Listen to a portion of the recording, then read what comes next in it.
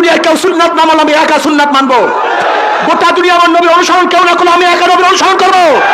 কেউ আমার নবীর সুন্নাত অবহেলা করলে আমার জীবন দিয়ে আমি নবীর সুন্নাতকে আঁকড়িয়ে ধরবো। ये बारात का चाह है, तमाशा नहीं। খবরদার, মনে রাখবা ক্ষমতা আসল না, আসল হলো ইবাদত, আল্লাহর রেজামন্দি। যদি ক্ষমতায় মাকসাদ হয় তাই ফেরাউনও তো ক্ষমতায় ছিল, লাভটা কি হয়েছে?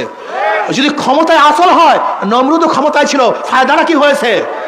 যদি ক্ষমতায় আসল হয় তা আবু জাহেলও তো ক্ষমতায় ছিল, লাভটা কি?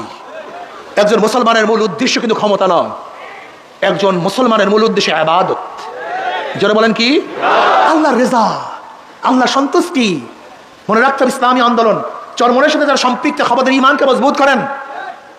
ক্ষমতা মূল না, মূল হলো আল্লাহ পাকের রজামন্দি, আল্লাহ পাকের সন্তুষ্টি। নবী নূহ আলাইহিস সালাতু ওয়াস সালাম 950 বছর পর্যন্ত দাওয়াত দিয়ে কোন রওয়ায়াতের মধ্যে আছে মাত্র 40 জন, কোন রওয়ায়াতের মধ্যে আছে মাত্র 70 জন, কোন রওয়ায়াতের মধ্যে আছে মাত্র 80 জন লোক হেদায়েত করতে পারছে। মাত্র কত বছরে?